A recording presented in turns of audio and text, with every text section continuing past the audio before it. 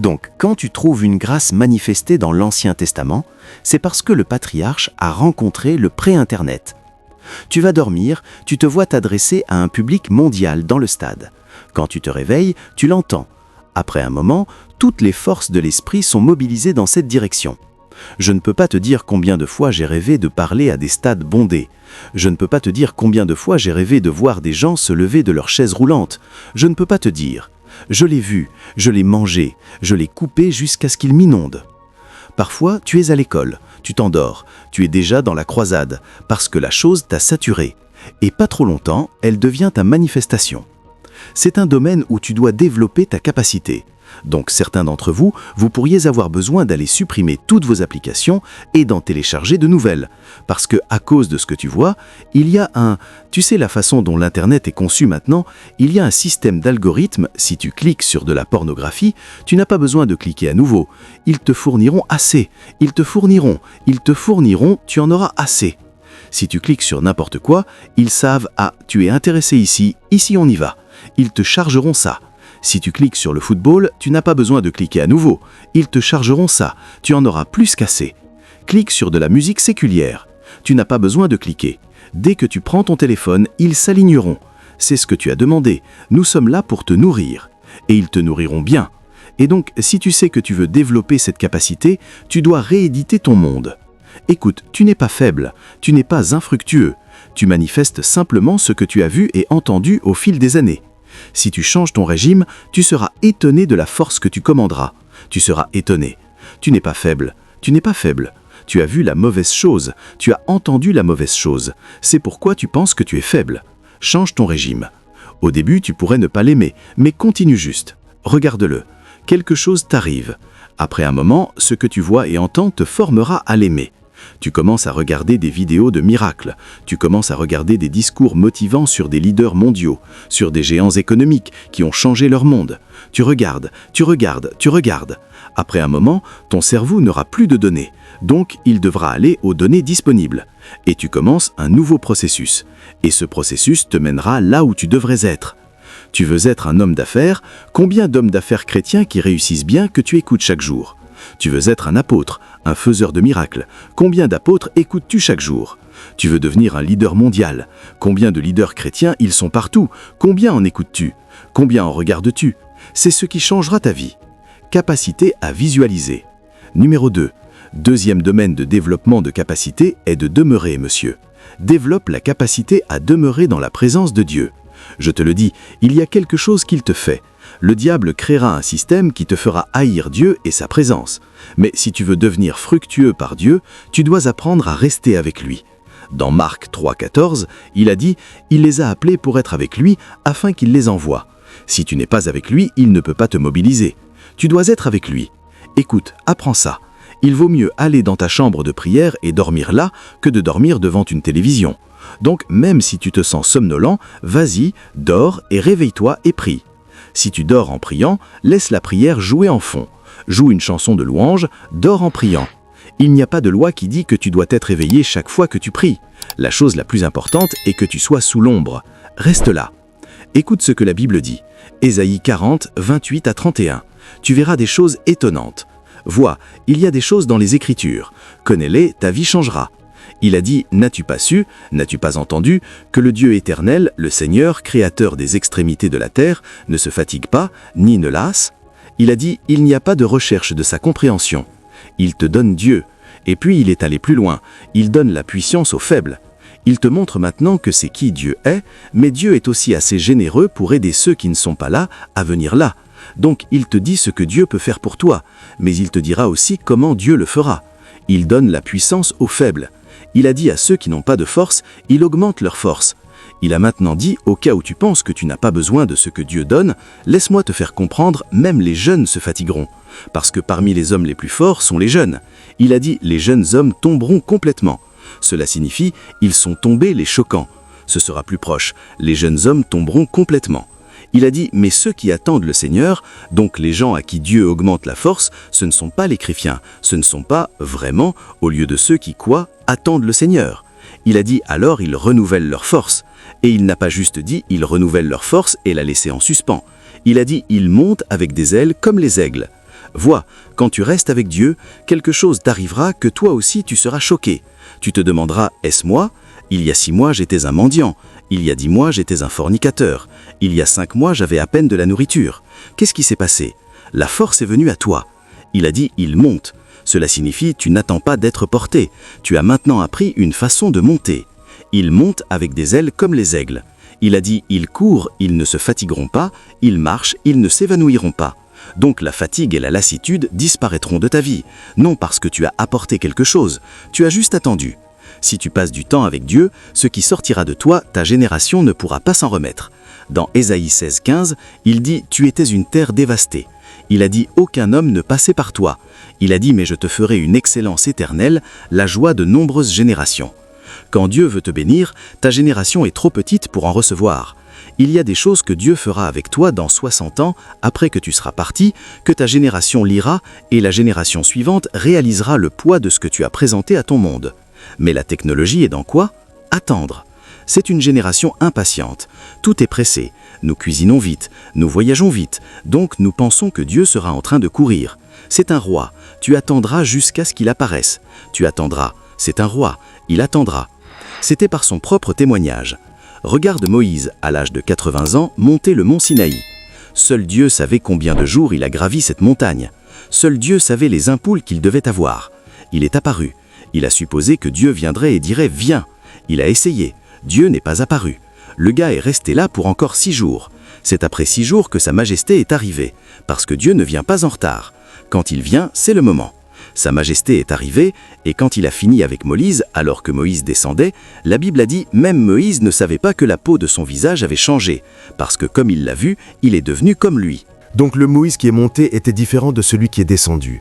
Celui qui est monté était un chercheur, celui qui est descendu était un fait. Dans 2 Corinthiens 3,15, tu sais ce que la Bible a dit? Ils ont dit, quand Moïse est lu, Moïse est devenu la loi de Dieu. Quand Moïse est lu, et c'est pourquoi il ne pouvait pas mourir, il est devenu, un homme est devenu si pertinent que même après que Dieu l'ait tué, parce que le gars ne pouvait pas mourir, Dieu lui a dit, va à la montagne de Nebo, dans les montagnes de Nebo, là je te tuerai. Parce que si tu le laisses, il restera ici jusqu'à aujourd'hui. Il ira à Jérusalem pour voir Moïse et il sortira et dira, étais-tu Dieu? Dieu savait qu'il avait la mortalité trop. Dieu lui a dit, je te tuerai. Mais vois l'ironie de la chose. Même après que Dieu l'ait tué, il était encore livré. Donc Satan est venu chercher son corps mort. Un corps mort était plus important que des gens vivants à cause de la capacité à rester. Et un archange a été mobilisé. Va et prends ce corps rapidement. Va et prends ce corps au musée de Nebo. Ils apprendront certaines choses sur...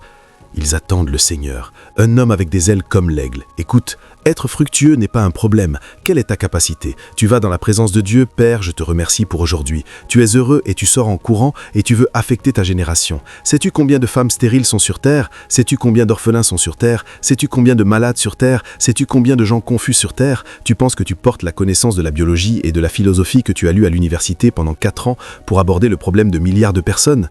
Sais-tu ce que ça signifie pour les gens de s'arrêter pendant 30 minutes pour t'entendre? Sais-tu à quel point le monde est occupé? Chaque minute compte. L'implication du temps est l'argent. Personne n'a 30 minutes à gaspiller avec toi. Si les hommes s'assoient pour t'entendre, ça signifie que tu viens d'une dimension supérieure. Je prêchais quelque part récemment, et les hommes qui étaient présents, certains étaient des professeurs, anciens secrétaires au gouvernement fédéral étaient là, anciens vice-gouverneurs de CBN, des gens qui devraient être mon père. Que leur dis-tu?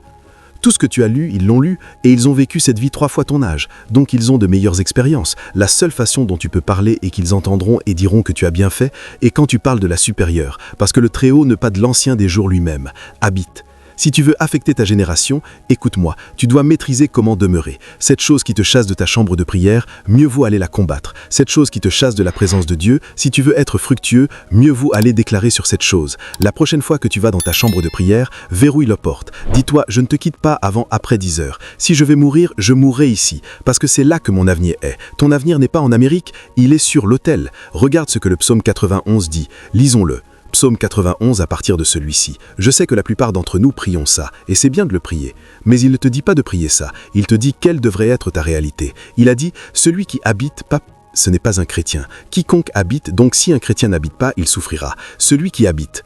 quiconque qui décide d'habiter. Il a dit dans le lieu secret du Très-Haut, il a maintenant commencé à te montrer, il demeurera sous l'ombre du Tout-Puissant. Ce n'est pas une prière, il te dit l'issue de sa vie. Si tu habites, il a dit numéro 1, il demeurera sous l'ombre du Tout-Puissant. Il a dit, je dirai du Seigneur, il est mon refuge et ma forteresse, mon Dieu en qui je me confierai. Cela signifie que Dieu deviendra ta forteresse parce que tu y habites. Va au verset suivant. Il a dit sûrement, il me délivrera du piège de l'oiseleur et de la pestilence bruyante. Donc quelle que soit la calamité qui se passe autour de toi n'est pas ton affaire. Il te couvrira, il te donne, et il te dit l'issue de l'habitation. Il te couvrira de ses plumes, et sous ses ailes tu te confieras. Sa vérité sera ton bouclier et ton pavois. Va au verset suivant. Il a dit, tu ne craindras pas, même la peur sera enlevée de toi, c'est un bien. Tu ne craindras pas la terreur de nuit, ni les flèches qui volent de jour. Donc ils disent que les gens meurent, ce n'est pas ton problème. Il y a une épidémie, ce n'est pas ton problème. Peu importe ce que le diable jette dans l'air, tu es déjà exonéré. Il a dit, la pestilence qui marche dans les ténèbres, je n'ai pas d'affaire à être volé, et pas d'affaire à être kidnappé, et pas d'affaire à être attaqué par aucune forme de plaie.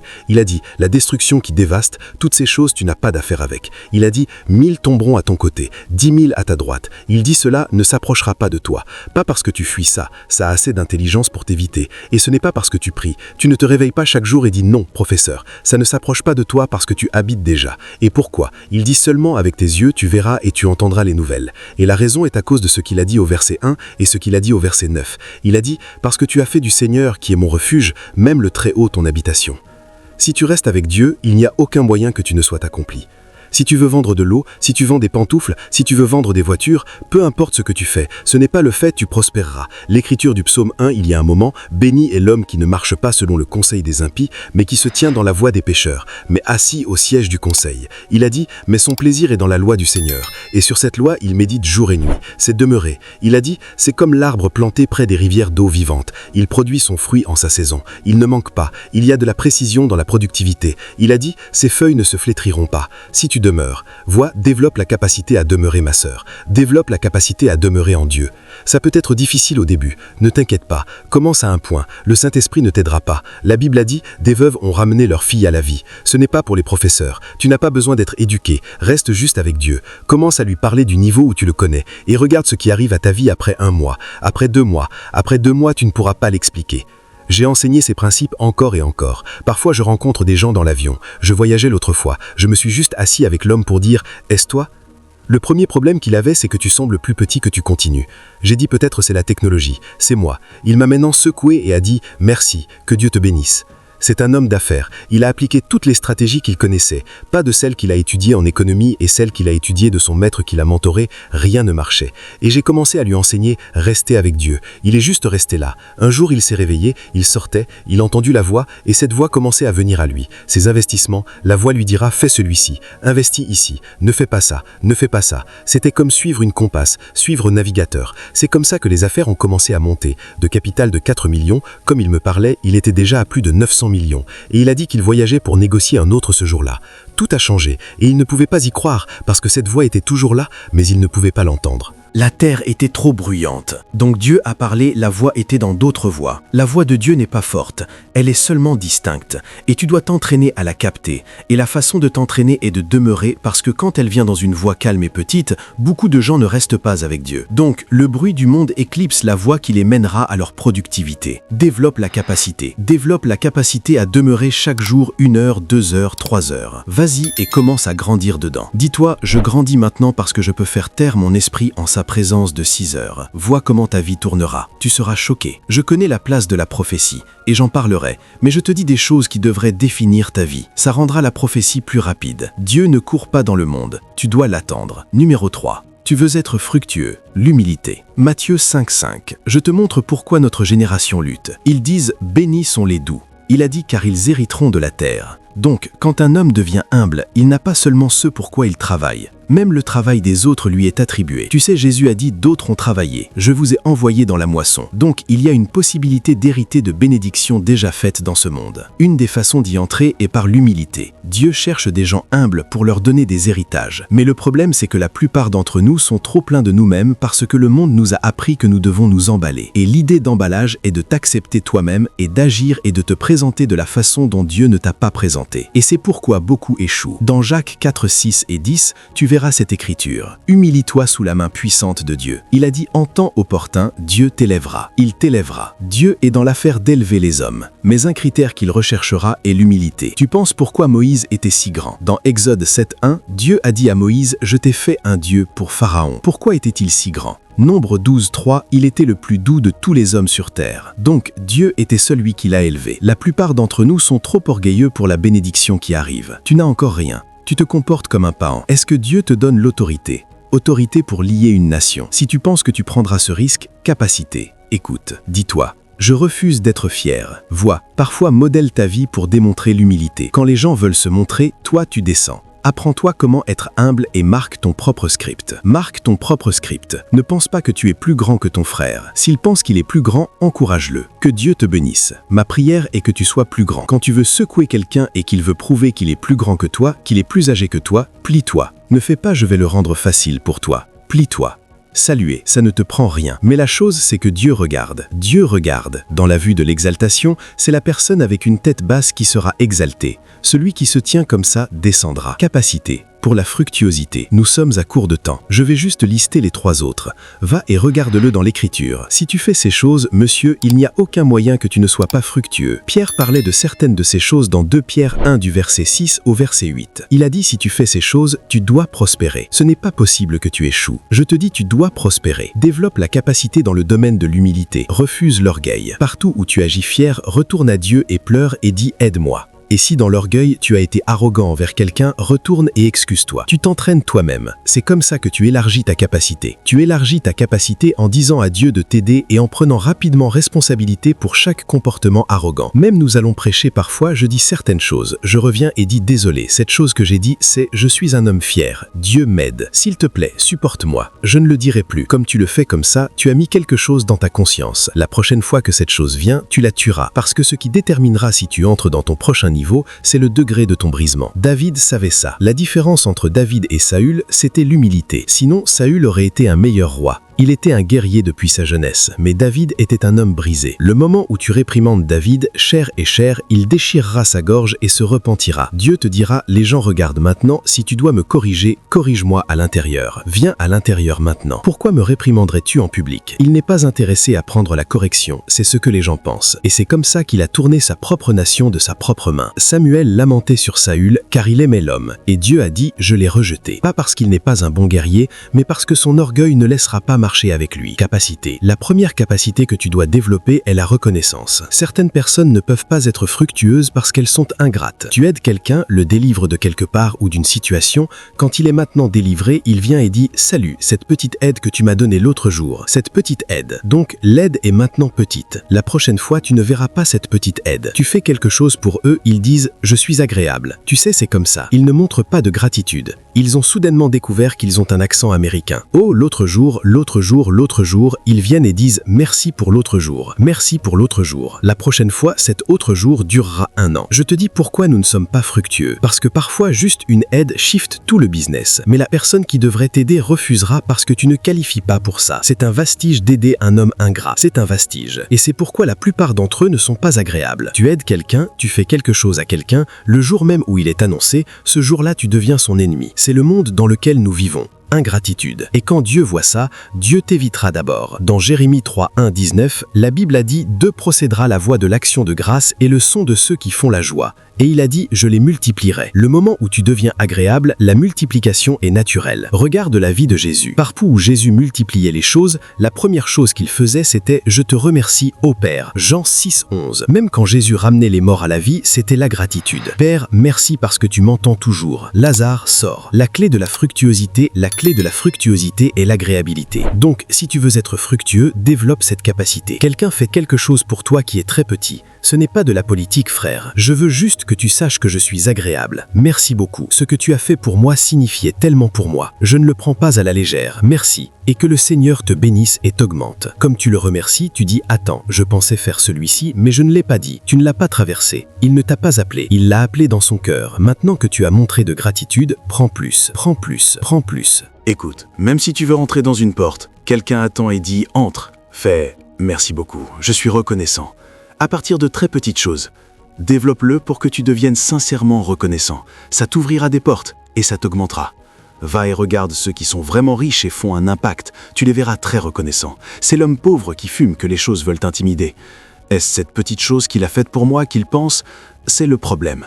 L'homme riche, un grand homme, n'a pas de problème à dire « Oh, merci beaucoup, je suis reconnaissant ». C'est un homme pauvre qui a toujours un défi.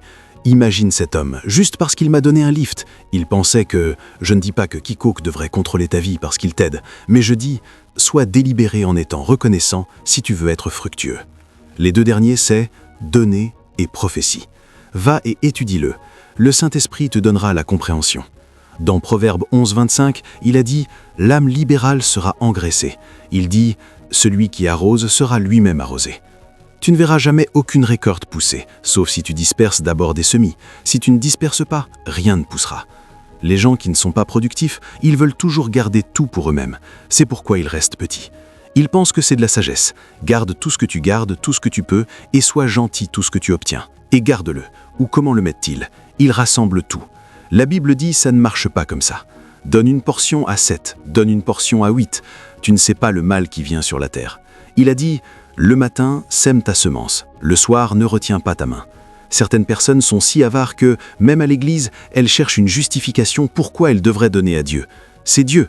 La raison pour laquelle elles débattent, c'est parce qu'elles ne savent pas pourquoi. Et tu les vois, je sais qu'il y a des pasteurs qui sont pasteurs achètent cette doctrine, mais il y a beaucoup de gens, ils attaquent chaque pasteur, tous ces pasteurs prenant notre argent. Ce n'est pas à propos du pasteur. Avarice, laisse le pasteur en dehors de ça. La maison, ta maison, laquelle tu as, quand était la dernière fois que tu as donné à une personne pauvre? Vois les gens qui donnent n'ont pas de problème avec le sujet. Quand tu trouves des gens arrogants, débattants, querellants et accusants, c'est d'abord l'avarice. Ça leur fait mal que ça les quitte, et Dieu est aussi inclus. Ils viennent à service, mais tu pries, sois béni. Ils ont dit, c'est l'homme de Dieu. Quand tu prêches, Dieu nous a bénis, Jésus est mort pour tes péchés. Ils ont dit, prêche Christ, c'est l'évangile. Quand ça a à voir avec Dieu t'a donné, ils le reçoivent. Car Dieu qui aimait le monde, il a donné son seul. Ils ont dit, ce sont les prédicateurs que nous cherchons, ils prêchent l'évangile. Ils ne savent pas que cet évangile, c'est Dieu t'a donné, Jésus est mort pour toi. Le moment où l'évangile maintenant demande la responsabilité, soit prier, aller pour l'évangélisation ou donner, ils disent ils sont venus encore et ils pensent qu'ils peuvent être fructueux. Non, ça ne marche pas comme ça. Jésus a dit « Donne, il te sera donné, bonne mesure, pressée, secouée ensemble et débordante. » Vois quoi faire, développe ta capacité. Vois, incluant mon offrande, quand Dieu a commencé à m'entraîner, j'ai commencé à donner 10 naïras. En tant qu'étudiant universitaire, c'était difficile. Dieu m'a dit « Donne 10 naïras ». Je vais à l'église, l'argent est dans ma poche, parce que je ne sais pas comment dire non. Dieu, j'enlève cet autre. Je viens à l'église, j'ai dit « Il n'y a pas d'argent dans ma poche, Seigneur. La prochaine fois, je donnerai. » Tu as commencé, nous tous avons commencé de quelque part. Mais le Saint-Esprit, c'est ça. Aucun homme de Dieu me pour donner, et j'enseigne à mon peuple. Donne comme conduit, donne par révélation, et donne ses opportunités. Je ne classe personne. Mais vois, si ton christianisme sincère, c'est le Saint-Esprit lui-même qui te troublera pour donner, parce que ta productivité y est liée. De mon offrande de 10 naïras, 20 naïras, 100 naïras, 1 million, 10 000, 20 000, et nous allons, c'est l'offrande, je ne parle pas de dîmes, office, nourriture, et tu vois une personne est si grande, tu te demandes. Tu dis, Dieu, pourquoi as-tu favorisé cette personne? Je suis ici aussi, il nous a vus tous. C'est toi qui détermines ce que tu obtiens. Même la veuve a donné. Jésus ne l'a pas interdit. En fait, Jésus l'a commandé pour donner tout. Il a dit, celle-ci donne plus que tous, parce qu'elle a donné tout ce qu'elle a. Capacité. Écoute, développe ta capacité. Mon offrande doit augmenter. Ma dîme augmentera. Mon premier fruit augmentera. Développe-le. Sois délibéré. Et ne donne pas seulement à l'église. Donne aux orphelinats. Donne aux pauvres. Partout où il y a une opportunité de donner, sois le premier. Si tu t'entraînes comme ça, tu seras court. Le peu que tu as multiplié. Il a dit, l'âme libérale sera engraissée. Celui qui arrose achètera lui-même une eau. Demain, je commencerai de la prophétie. Inclinez vos têtes, prions. Demande au Seigneur ce soir, Père, la grâce pour une grande capacité, qu'elle soit relâchée sur tous ceux qui m'entendent ce soir. La grâce pour capacité, élargissement qui provoque la fructification, qu'elle soit relâchée sur tous ceux qui m'entendent ce soir. Je décrète par la puissance du Saint-Esprit, chaque force qui te rend petit, elle descende maintenant au nom de Jésus. Lève-toi et brille au nom de Jésus. Reçois l'élargissement de capacité au nom de Jésus. Deviens une joie de nombreuses générations. La force de l'Alpuissant, homme pour toi à partir de ce soir. Comme tu sors de cette réunion, reçois des rencontres qui te shifteront. Reçois des rencontres qui changeront ton histoire. Reçois des rencontres qui élargiront ta capacité au nom de Jésus-Christ.